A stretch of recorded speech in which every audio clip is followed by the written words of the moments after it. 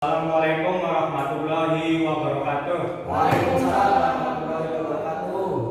Yang terhormat Bapak Kepala Sekolah SDN 2 Bungko, Pak Sukina, yang sudah menyempatkan waktunya. Alhamdulillah Pak, ini saya ada sebuah tugas dari CGP ini untuk melakukan aksi nyata pengimbasan tentang materi 3.2, yaitu tentang pemetaan sumber daya 7 aset atau 7 modal yang dimiliki oleh sekolah. Dan terima kasih juga kepada rekan-rekan guru yang sudah berkenan hadir untuk melakukan pengimbasan materi modul saya. Saya langsung saja, yaitu tentang materinya itu 3.2A 5.2, yaitu tentang pemetaan sumber daya 7 aset atau 7 modal yang dimiliki oleh SD. Lanjut ya kamu. Bawah nomor 2. Nah, asetnya itu yang pertama aset atau aset modal manusia yang terdiri dari yang pertama itu kepala sekolah, di mana kepala sekolah ini adalah kepala sekolah yang berpengalaman, sudah terjamin mutunya. Yang kedua, pendidik atau guru. Pendidik ini di SD 2 Bungko ini semuanya udah S1 dan barangkali ada yang mau S2 dan sudah bersertifikasi di sekolah di sini, hanya beberapa yang belum. Yang ketiga, murid. Latar belakang murid yaitu ada keadaan sosialnya, terus budaya, agama, ekonomi, heterogen, jumlah murid lebih dari 90% atau lebih dari, kalau kita ibaratkan ini sekolah kita ini bukan sekolah merger tapi sudah memenuhi rombelnya atau lebih. Minimal rombel itu kalau dalam satu sekolah itu minimal 90 siswa, itu udah sekolah terpadu, sudah memenuhi syarat. Lanjut, tenaga kependidikan itu atau pegawai di sini sudah semuanya udah S1 dan ada semuanya S1 semua gurunya. Dan yang keempat, yang kelima, komite sekolah atau orang tua atau wali murid.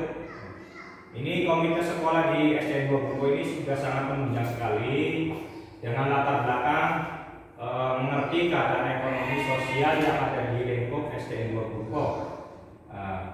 Adapun di sini siswanya itu heterogen. Lanjut, strategi pemanfaatan. Yang pertama, kepala sekolah, pendidik, murid, tenaga pendidik, dan komite sekolah. Di mana pemanfaatan dari kepala sekolah ini, yang pertama itu kepala sekolah memiliki nilai dan karakter pemimpin yang kuat, berperan sebagai manajer di sekolah. Kepala sekolah ini adalah penanggung jawab penuh di sekolah atau top manager. Lanjutnya, pendidik diberi kesempatan untuk pengembangan diri, untuk mengikuti lomba, membina kegiatan ekstrakurikuler sesuai dengan kompetensinya.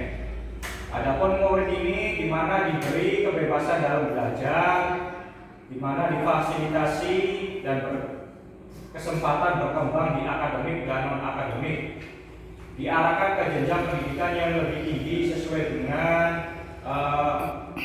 daya minat belajarnya atau kita kenal dengan merdeka belajar.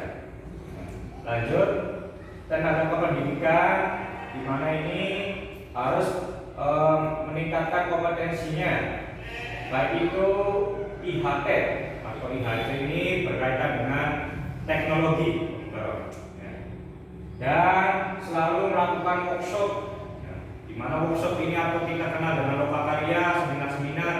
Nah, di sini guru SD 2 Bungko kayaknya sih sudah nggak asing lagi dengan seminar, lokakarya, workshop, karena di sini guru bersertifikasi semua, semuanya pernah merasakan dan sering melakukan diklat, baik diklat Kurtilas, diklat Merdeka Belajar. Di sini SD 2 Bungko sudah guru-gurunya sudah mendapatkan pengimbasan semua. Dan selanjutnya komite atau dan orang tua wali murid. Sumber pendanaan alternatif atau pemberdayaan alumni menjembatani orang tua dengan sekolah berkolaborasi untuk pengembangan sekolah. Ini di mana komite sekolah ini menjembatani bagi kita tenaga pendidik untuk berkonsultasi dengan wali murid yang ada di lingkup sekolah atau sebagai fasilitas penyambung lidahnya dari sekolah melalui komite sekolah. Lanjut. Aset modal sosialnya. Yang pertama apa? Dukungan masyarakat, komunitas, dan lingkungan. Kembali yang kedua. Ya. Serta dari pemanfaatannya itu kepala sekolah aktif. Nah, di mana ini kepala sekolah ini pengurus MKKKS.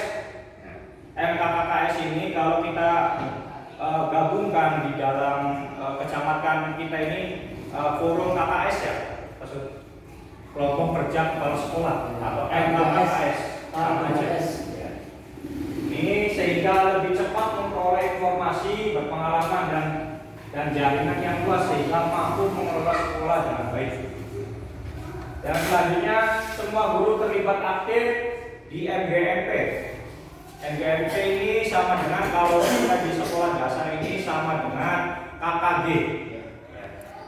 Dan selanjutnya aktif komunitas pendidikan, diberi kemudahan untuk aktif mengembangkan diri, di mana kita sebagai guru kelas biasanya untuk pengembangan dirinya itu dilakukan di gugus. Kita kenal dengan gugus 3 ini adalah gugus Tuparet di Kaptakan. Gugus Tuparet. Selanjutnya semua siswa diberi kesempatan mengembangkan potensi akademik dan non-akademik, di mana siswa ini diberi kebebasan dalam merdeka belajarnya. Selanjutnya menjalin kerjasama dengan masyarakat sekitar untuk sosialisasi PPDB, di mana untuk mendapatkan peserta didik baru kita harus melakukan sosialisasi atau pendekatan melalui masyarakat, yaitu melalui komite sekolah, melalui ibu PKK untuk mendaftarkan siswanya masuk di kelas 1. Itu dari tujuan dari strategi atau komunitas praktisi yang akan dilakukan oleh SDN. Yang selanjutnya menjalin kerjasama dengan instansi pemerintah atau non pemerintah dalam rangka pencegahan dan penyuluhan. Di mana ini kerjasamanya ini di SDN Bungko ini kerjasama dengan pihak desa atau pemerintahan desa yang pertama. Yang kedua dengan puskesmas kedaton. Dan yang ketiga yaitu melalui Babinsa, di mana ini adalah komunitas yang dilakukan oleh SDN. Lanjut dong. Aset modal fisik. Di aset modal fisik ini gedung ruang kelas sekolah, tata usaha, BK, nah, lab IPA, UKS, pramuka, paskibra dan PNR. Nah, perpustakaan, aula, sanitasi guru, sanitasi siswa, lapangan basket, lapangan upacara, lapangan olahraga, kantin, taman sekolah, terbuka, musola, sanggar seni, tempat parkir sudah ada, dan ruang sampah atau penjaga malam, yaitu atau penjaga sekolah. Strategi untuk modal aset fisik itu dapat memfasilitasi kegiatan intrakurikuler dan ekstrakurikuler secara optimal, menciptakan suasana lingkungan belajar yang kondusif, aman dan nyaman. Selanjutnya memfasilitasi kegiatan atau event olahraga, kegiatan aktualisasi diri siswa baik di bidang akademik atau non akademik. Ini adalah tanggung jawab dari wali kelas. Nah, kelas 5 ada lomba-lomba, ini adalah tanggung jawab kelas wali kelas 5 untuk mensukseskan siswanya untuk mengikuti kegiatan akademik. Nah, selanjutnya kegiatan belajar mengajar berbasis IT atau lebih optimal dengan adanya lab komputer dan sarana internet yang memadai. Di mana di SDN Bungko ini sudah terpasang WiFi, di mana guru-gurunya ini bisa mengakses data internet secara gratis dengan pemanfaatannya seperti Ibu Emma bisa menggunakan laptop, menggunakan WA web, membuka atau membuka situs yang secara online untuk dipresentasikan atau disampaikan kepada muridnya melalui media pembelajaran, bisa melalui YouTube, ya, melalui Canva, Microsoft Word, PowerPoint yang disampaikan kepada siswanya. Itu adalah salah satu contohnya. Selanjutnya aset modal atau lingkungan. Nah, lokasi itu berada di jalur utama atau perbatasan antara desa, akses komunitas dan internet lancar, lingkungan masyarakat yang aman dan kondusif. Nah, lokasi di SDN Dua Bungkau ini terletak perbatasan langsung dengan Kabupaten Indramayu atau kita kenal dengan daerah paling ujung di Cirebon bagian utaranya.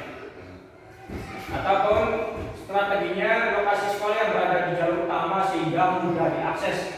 Kita ini adalah sekolah yang berada di jalur utama Pantura, dekat dengan jalur Pantura, sehingga mudah diakses baik jaringan internet, sarana transportasi. Nah, itu adalah profil dari SDN Dua Bungkau. Lanjut Bang Barang. Nah, aset modal atau finansial. Nah, bisa memanfaatkan dari dana BOS, BOP, pembiayaan dan aksidental. Di mana pembiayaan insidental ini bisa dirembukkan melalui komite sekolah. Misalkan tadi komite sekolah melakukan suatu program atau sosialisasi kepada orang tua, di mana baiknya ada suatu kegiatan yang melibatkan atau memerlukan dana yang dibutuhkan oleh sekolah untuk kegiatan siswa. Nah, untuk dana BOS ini sudah sangat jelas sekali manfaatannya untuk kegiatan siswanya. Lanjut.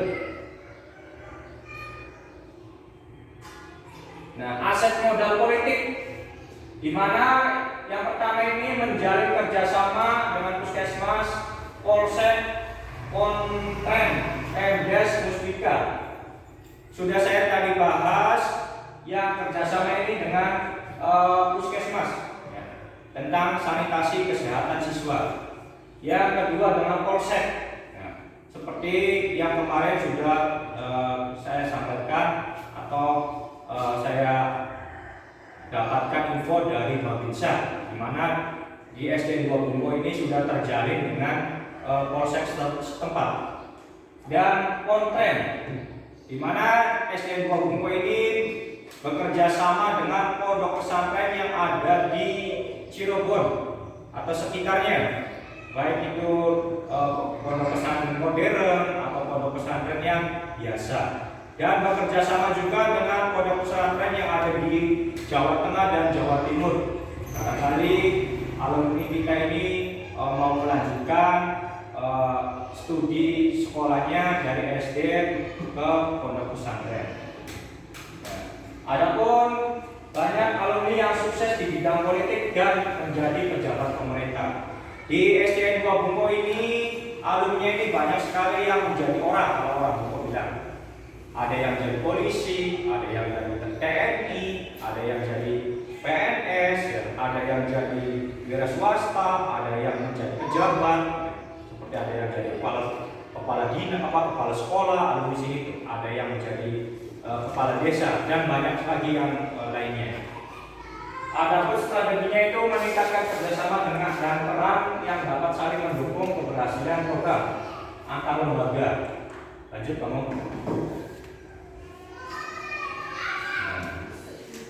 Ini aset modal agama dan budaya, warga dan lingkungan sekolah yang religius, di mana di sekolah ini warga sekolahnya atau tenaga pendidikannya ini alhamdulillah religius semua atau beragama Islam semua.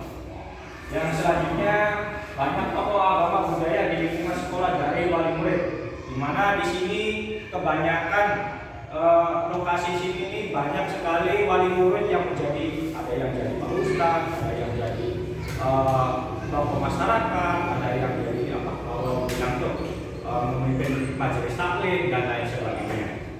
Lanjut.